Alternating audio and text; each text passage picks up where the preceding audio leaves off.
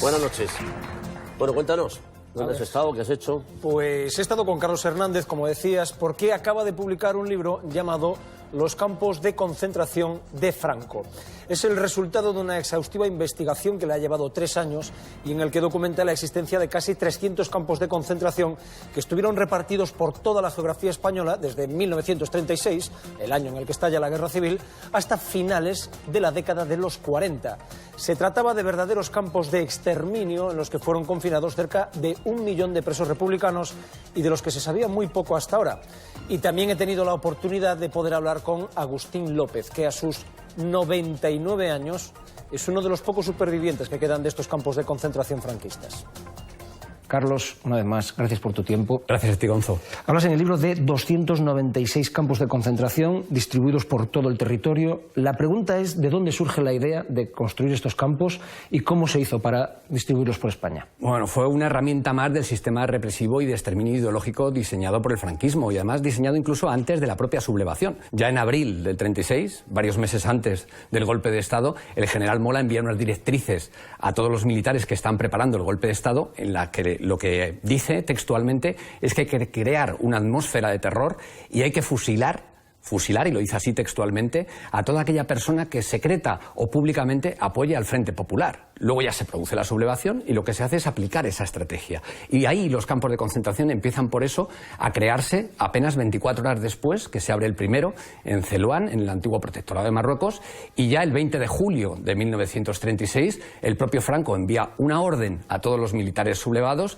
diciéndoles que abran campos de concentración y además aclara alejados de los núcleos urbanos, alejados de las localidades, para que no hubiera testigos incómodos que vieran lo que allí ocurría. ¿Cuál es la diferencia entre los campos de concentración, las cárceles, los batallones de trabajos forzados o otros centros de trabajo como podía ser el del Valle de los Caídos? Es que el sistema represivo franquista era casi infinito. Entonces el sistema concentracionario, que estaba formado por los campos de concentración y por los batallones de trabajos forzados que se formaban en los propios campos de concentración. Y en estos casos, y pasaron entre 700.000 y 1 millón de españoles por ellos, estamos hablando siempre de personas contra los que no hay ningún tipo de acusación, que no han sido juzgados, que no han sido acusados absolutamente de nada. Se trataba simplemente o bien de prisioneros de guerra, en su mayor parte, o de presos políticos que han sido detenidos por tener algún tipo de vinculación con organizaciones republicanas o por ser maestros de escuela o por cualquier otro motivo, en cualquier caso ideológico. Siempre ha habido bastante cautela a la hora de ponerle un nombre a estos lugares, sobre todo cuando hay que llamarlos campos de concentración. Sin embargo, veo que tú no tienes ninguna duda. Claro, no tengo ninguna duda porque es que era Franco y eran los militares franquistas los que los llaman así.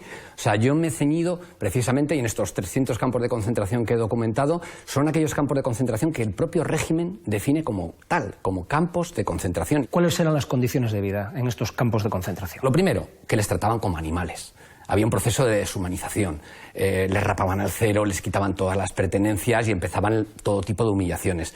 Y en general lo que había era un hambre atroz, que es lo que más recuerdan todos los prisioneros que pasaron por los campos de concentración, malos tratos y el miedo permanente a ser asesinados, porque eran campos también en los que se exterminaba, en los que se mataba. ¿Y en la represión era igual para todos los prisioneros o había tratos distintos en función de quién fuese cada uno? Había diferencias. De hecho, una tarea fundamental en los campos de concentración es la clasificación. Así lo llamaban las autoridades franquistas. ¿Qué es lo que hacían? Investigar a cada prisionero. Y a partir de ahí se les clasifica básicamente en 3 grupos. Los más señalados, que eran los oficiales del ejército republicano, solo por ser oficiales, y aquellos miembros más destacados de las organizaciones republicanas. Para todos ellos era o asesinato inmediato en el propio campo o eran enviados a consejos de guerra sumarísimos, donde sin ningún tipo de posibilidades de defenderse, porque se les juzgaba de 20 en 20, de 30 en 30. Iban o bien al paredón o bien a pasar largas penas de cárcel. Luego había un segundo gran grupo, que eran considerados desafectos también al régimen, pero que de alguna manera se consideraban recuperables, entre comillas. Se les tenía en los campos de concentración sufriendo todo tipo de penurias y eran sometidos a un proceso, además de castigo, de reeducación. Es decir, les intentaban lavar el cerebro a base de charlas patrióticas, les obligaban a cantar el Cara al Sol, todos los himnos franquistas. La Iglesia jugó un papel fundamental, obligándoles a ir a misa, incluso los sacerdotes les insultaban desde los púlpitos, llamándoles hijos de Satanás, os merecéis hasta la muerte. Esto lo cuentan los propios supervivientes. Y luego había un tercer grupo, que es el de aquellos que consiguieron demostrar a través de unos papeles que llamaban avales, que en definitiva eran documentos firmados por un jefe de falange, un alcalde o un cura, en los que se decía, bueno, pues que este hombre realmente era afín al movimiento, su familia va a misa los domingos, etc. Ese tercer grupo acababa siendo liberado y, si estábamos todavía en periodo de guerra, realistado a las filas del ejército franquista. Aparte del libro, tu investigación también te ha llevado a publicar una web con los campos de concentración. Cuando me enteré, la duda que me asaltó es, ¿no había un mapa hecho ya de estos campos por un organismo oficial de nuestro Estado?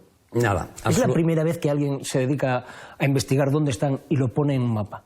Sí, ha habido investigaciones anteriores y algunas buenísimas. La primera de Javier Rodrigo, el historiador, que ya la hizo en el año 2005, y también ha habido grupos que han hecho por su cuenta, ¿no? Grupos de historiadores que Pero han desde la investigado administración el tema. nada. Desde la administración pública no se ha hecho absolutamente nada. Esa es la pregunta. ¿Por qué algo de tal magnitud ha sido silenciado durante todos estos años? Yo puedo comprender, no sé si justificar, pero comprender que en la transición no se recuperara la historia real de este país. Porque es verdad que había una amenaza permanente de golpe de Estado y que nuestra democracia llegó tutelada por el franquismo. En fin, a nuestro rey lo eligió como sucesor el dictador, eso es así.